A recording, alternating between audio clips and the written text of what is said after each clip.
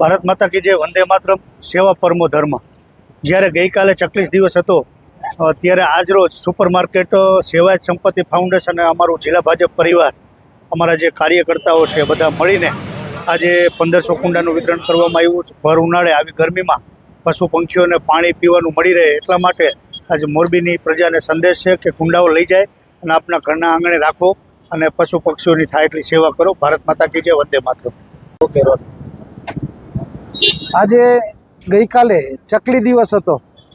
આખા વિશ્વ ચકલી દિવસ તરીકે ગઈકાલનો દિવસ ઉજવાય છે, પણ એ નિમિત્તે આજે સેવા એ સંપત્તિ ફાઉન્ડેશન દ્વારા અજયભાઈ લોરિયા અવારનવાર આવા કાર્યક્રમો કરતા હોય છે અને સાથે સાથે ભારતીય જનતા પાર્ટીના યુવા મોરચા દ્વારા આજનો આ કાર્યક્રમ સવારે 9 વાગ્યાથી 1 વાગ્યા સુધી રાખેલો છે।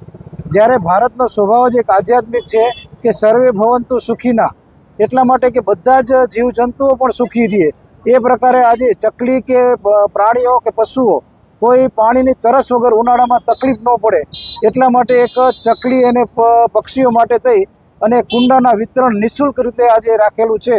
તો આપણે વધુમાં વધુ લોકો આ કુંડાનો ઉપયોગ કરે।